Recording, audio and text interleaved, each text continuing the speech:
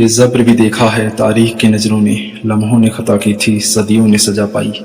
मुजफ्फर रजमी की इन लाइनों की गवाही विश्व के इतिहास में ऐसी दो तारीखें हैं, 6 अगस्त और 9 अगस्त 1945, जिस दिन एटॉमिक बॉम्ब से अनजान जापान के दो शहरों हिरोशिमा और नागासाकी के नागरिकों को लगा था कि उनके शहर में सन ब्लास्ट हो गया है। लेकिन ऐसा नहीं था, बल्कि ये यूनाइटेड नेशन के द्वारा तैयार किया गया आर्टिफिशियल सूरज था, जिसकी आग में लाखों निर्दोष भाप बनकर उड़ गए और मानवता झुलस गई।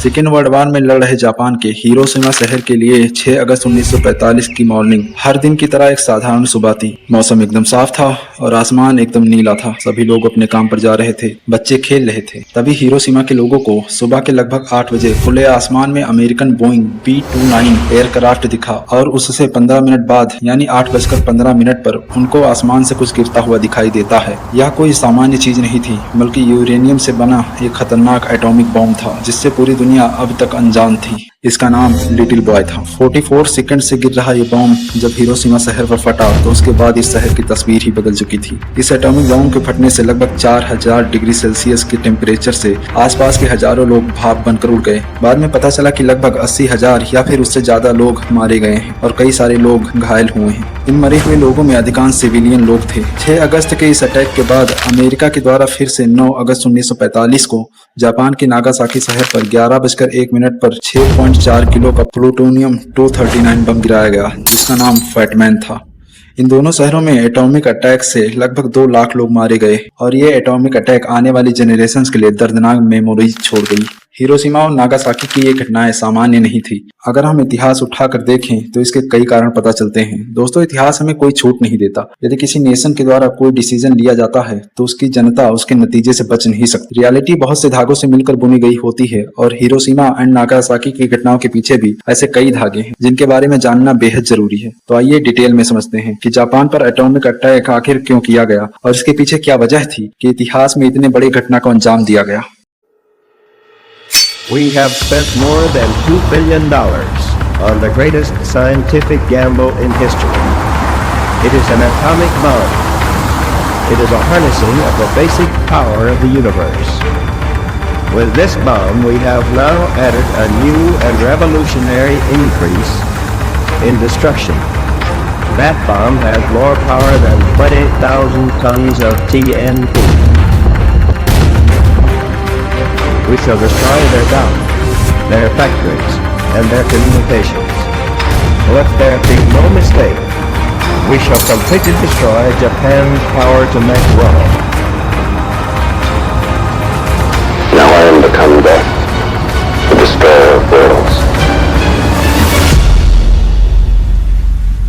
दोस्तों, नागासाकी और हिरोशिमा के अटैक्स के लिंक सीधे सेकेंड वर्ल्ड वार से जुड़े हुए हैं। सेकेंड वर्ल्ड वार की शुरुआत तब होती है जब एडोल्फ हिटलर 1 सितंबर 1939 में पोलैंड पर हमला कर देता है। सेकेंड वर्ल्ड वार शुरुआत में 2 ग्रुप्स के बीच हुई। पहली थी एक्सिस पावर, जिसमें जर्मनी, इटली और जापान जैसे देश शामिल थे। दूसरा था एलाइड पावर, जिसमें ब्रिटेन, सोवियत यूनियन और यूएसए जैसी महाशक्तियां शामिल थी। अब चूंकि आज हम जापान में हुए अटैक की बात कर रहे हैं तो सारी बातों को साइड में रखते हुए आइए जापान के कॉन्टेक्स्ट में सारी बातों को शुरू से समझते हैं। तो बात ऐसी है कि 19वीं सदी से ही जापान ब्रिटेन और फ्रांस की तरह साम्राज्यवाद की नीति पर काम कर रहा था और 1941 से 42 तक जापानीज एम्पायर ने Indonesia, Myanmar, Cambodia, Thailand, China और वियतनाम जैसे कई आइलैंड्स पर अपना अधिकार कर लिया था। एक्चुअली जापान यूएसए और सोवियत यूनियन की तरह ग्रेटर एशिया बनाने का सपना देख रहा था। अमेरिका ने जब देखा कि एक तरफ जर्मनी में हिटलर अपनी कम्युनल विचारधारा को बढ़ावा देकर लगातार एक्सपेंशन करने का प्रयास कर रहा है और दूसरी तरफ एशिया में जापान भी इसी नीति को अपनाकर एक्सपेंशन कर रहा है, ऐसे में जापान की कम्युनल एक्सपेंशन को रोकने के लिए अमेरिका ने जापान पर इकोनॉमिक क्राइसिस लगाने की सोची। उस वक्त जापान अमेरिका से कुछ मेटल्स और अपने यूज का लगभग 80% तक ऑयल अमेरिका से ही इंपोर्ट किया करता था। अमेरिका अब इन सभी चीजों पर जापान के लिए सेंक्शन लगा देता है, यानी कि अब अमेरिका जापान को कोई भी सामान एक्सपोर्ट नहीं करेगा। जापान को ऑयल की सख्त जरूरत थी, लेकिन अमेरिका ने उसके सामने शर्त रखी कि अगर जापान को अमेरिका से ऑयल चाहिए तो उसे अपने कम्युनल एक्सपेंशन को छोड़ना होगा और वर्ल्ड वार सेकेंड में एक्सिस पावर से खुद को अलग करना होगा। लेकिन जापान, जो कि ग्रेटर इंडिया के ख्वाब देख रहा था, उसने अमेरिका की एक नहीं मानी और ऑयल रिसोर्सेज के लिए उसने इंडोनेशिया, मलेशिया और फिलीपींस वाले एरियाज पर कब्जा करने की सोची, जो कि ऑयल रिसोर्सेज के लिए बढ़िया जगह थी। लेकिन उस वक्त इंडोनेशिया जो था डच ईस्ट इंडिया कंपनी की कॉलोनी हुआ करता था और मलेशिया उस वक्त ब्रिटिश कॉलोनी हुआ करता था और ब्रिटिश और डचेस अमेरिका के एलाइज कंट्रीज थे। इसलिए अगर जापान उस वक्त हमला करता तो अमेरिका के एलाइज होने के नाते अमेरिका भी जापान पर हमला कर सकता था। दूसरी तरफ फिलीपींस उस टाइम खुद अमेरिका की कॉलोनी हुआ करता था। ऐसे में जापान उस पर भी अपनी कम्युनल विचारधारा को डायरेक्ट अप्लाई नहीं कर सकता था। इसलिए उसने पहले अमेरिका को उसके हथियारों और वारशिप्स पर छुप छुपाकर हमला करके डिस्ट्रॉय करने का प्लान बनाया। जापान ने सोचा कि अगर अमेरिका को हरा दूंगा तो बाकियों पर कब्जा करना आसान हो जाएगा। अपने इन्हीं मंसूबों के साथ जापान 7 दिसंबर 1941 को अमेरिका के पर्ल हार्बर पर हमला कर देता है, जो कि एक अमेरिकन मिलिट्री बेस था। जापान के इस हमले से अमेरिका को बहुत नुकसान हुआ। इसका फायदा उठाकर जापान फिलीपींस पर कब्जा कर लेता है। इसके बाद जिस अमेरिका ने वर्ल्ड वार फर्स्ट के खराब अनुभवों से दोबारा से वर्ल्ड वार सेकेंड में इन्वॉल्व न होने की ठान रखी थी, वही अमेरिका पर्ल हार्बर पर इस हमले के कारण ऑफिशियली जापान के अगेंस्ट वार अनाउंस कर देता है। Yesterday, December 7th, 1941, a date which will live in infamy, the United States of America was suddenly and deliberately attacked by naval and air forces, the Empire of Japan. The attack yesterday on the Hawaiian Islands has caused severe damage to American naval and military forces. I regret to tell you that very many American lives have been lost. As Commander-in-Chief of the Army and Navy, I have directed that all measures be taken for our defense, but always will our whole nation remember the character of the onslaught against us.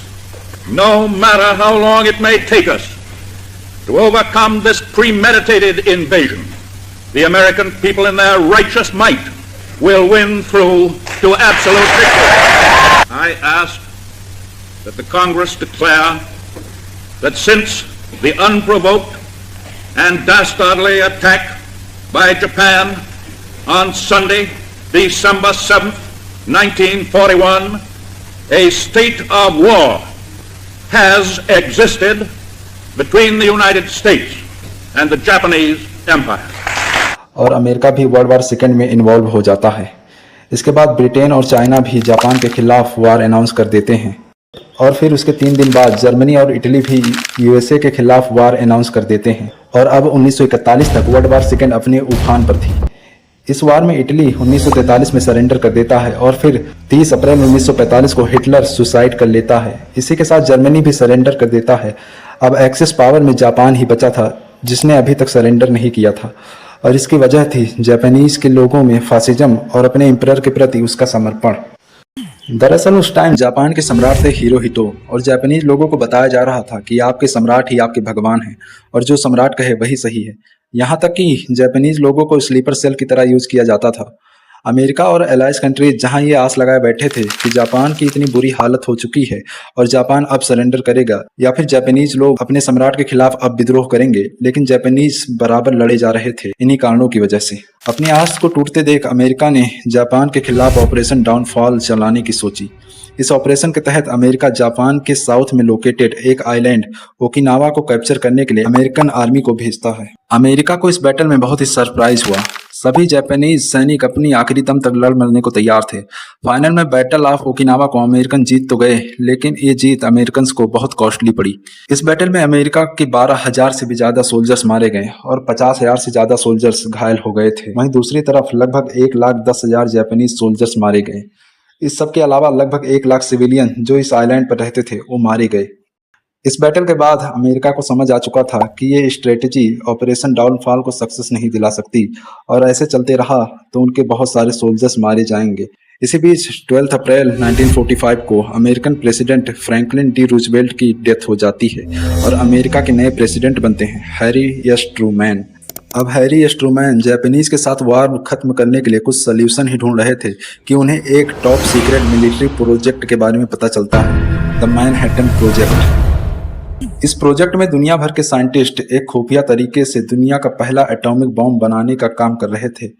Finally 16 जुलाई 1945 को great scientist Oppenheimer के नेतृत्व में इस atomic bomb का successful परीक्षण किया जाता है। Now I am become death, the destroyer of worlds. President Truman को एक रास्ता मिल गया था जापान को सरेंडर कराने के लिए। President Truman military head officers और गवर्नमेंट हेड्स के साथ एक मीटिंग में डिस्कस करते हैं कि बॉम्ब को जापान में कैसे प्लांट किया जाए, और ट्रूमैन जापान को एटॉमिक हमले से पहले वार्निंग देने की सोचते हैं। 26 जुलाई 1945 पोट्सडैम डिक्लेरेशन। इस डिक्लेरेशन के तहत यूएस प्रेसिडेंट, चाइनीज प्रेसिडेंट और ब्रिटेन के प्रधानमंत्री साथ में आते हैं और जापान को चेतावनी देते हैं कि अगर जापान सरेंडर नहीं करता तो उसका रिजल्ट तबाही होगा। We are now prepared to destroy more rapidly and completely every productive enterprise the Japanese have in any city. We shall destroy their docks, their factories, and their communications. Let there be no mistake. We shall completely destroy Japan's power to make war. It was to spare the Japanese people from utter destruction that the ultimatum of July the 26th was issued at Potsdam. Their leaders promptly rejected that ultimatum. If they do not now accept our terms, they may expect a rain of ruin from the air, the like of which has never been seen on this earth. Behind this air attack will follow sea and land forces in such numbers and power as they have not yet seen, and with the fighting skill of which they are already well aware. We have spent more than $2 billion on the greatest scientific gamble in history, and we have won. But the greatest marvel is not the size of the enterprise, its secrecy, or its cost, but the achievement of scientific brains in making it work. And hardly less marvelous has been the capacity of industry to design and of labor to operate the machines and methods to do things never done before. Both science and industry work together under the direction of the United States Army, which achieved a unique success in an amazingly short time. It is doubtful if such another combination could be got together in the world. What has been done is the greatest achievement of organized science in history. Japanese एक condition के साथ surrender करने के लिए तैयार हो जाते हैं कि उन्हें उनके द्वारा ऑक्युपाई किए गए एरियाज पर कंट्रोल रखने दिया जाएगा, लेकिन अमेरिका को एक अनकंडीशनल सरेंडर चाहिए था। इसलिए 29 जुलाई 1945 को जापान ने इस पोट्सडैम डिक्लेरेशन को रिजेक्ट कर दिया। फिर क्या था? 3 अगस्त 1945 को यूएस प्रेसिडेंट ट्रूमैन ने ऑथराइज किया कि जापान के ऊपर एटॉमिक बॉम्ब गिराया जाएगा। इसके बाद 6 अगस्त 1945 को सुबह 8 बजे अमेरिका का बोइंग B-29 एयरक्राफ्ट एक बहुत बड़े ट्रेजेडी से अनजान हिरोशिमा शहर के ऊपर से उड़ान भरता है, और इसके ठीक 15 मिनट बाद यानी 8:15 पर इस एयरक्राफ्ट में रखा दुनिया का पहला एटॉमिक बॉम्ब लिटिल बॉय को हिरोशिमा पर गिराया जाता है और अमेरिका पहला और इकलौता देश बन जाता है जिसने वार में एटॉमिक बॉम्ब का यूज किया था। हिरोशिमा अटैक में सरवाइव कर गए लोग अपनी आप बीती कहानी में बताते हैं कि जब बॉम्ब गिरा तो पहले तो इतनी तेज रोशनी हो गई कि उसके इफेक्ट में आए लोग हमेशा के लिए अंधे हो गए। इसके बाद एक ऐसी खतरनाक लाउड आवाज़ निकली कि कई जीवित रह गए लोग भी परमानेंटली बहरे हो गए। फिर इस एटॉमिक बॉम्ब के विस्फोट से जो हीट निकली उसका टेम्परेचर 4000 डिग्री सेल्सियस था, जिससे इतने तापमान में जो लोग वहाँ थे वह भाप बनकर उड़ गए। इसके तुरंत बाद एक तेज़ तूफान सा आता है और तूफान से जो घर के कांच टूटे उनके टुकड़ों से बहुत से लोगों की जान चली गई। ये सब इतनी जल्दी में हुआ कि किसी को भी कुछ भी पता नहीं चला कि ये सब क्या हो रहा है। कुछ मिनटों बाद बचे हुए लोगों ने जब आसमान में देखा तो उनको केवल और केवल काले घने कार्बनाइज्ड बादल दिख रहे थे, जहां पहले साफ नीला आसमान था। एक खूबसूरत प्यारा शहर खंडहर में तब्दील हो जाता है, सारी बिल्डिंग ढह जाती हैं। इन पिक्चर्स को देखिए, ये अटैक से पहले की पिक्चर, ये बाद की पिक्चर। कितना अंतर आ गया कुछ ही मिनटों में। ब्लास्ट जब रुका तो करीब आधे घंटे बाद बारिश शुरू हुई, लेकिन इस बारिश में पानी की जगह पॉइजन वाले केमिकल बरस रहे थे। ऐसे में मेडिकल हेल्थ भी प्रोवाइड नहीं हो पा रही थी। जापानीज एम्परर ने वहां जाने और वहां के लोगों से मिलने से मना कर दिया। इतने बड़े हादसे के बाद भी जापानीज गवर्नमेंट सरेंडर करने के लिए तैयार नहीं थी और अमेरिका फिर से 9 अगस्त 1945 को जापान के ही एक और शहर नागासाकी के ऊपर एटॉमिक बॉम्ब गिरा देता है।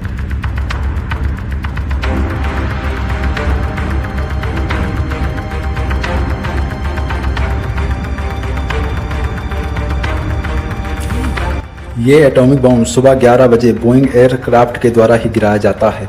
इस बॉम्ब का नाम था द फैट मैन।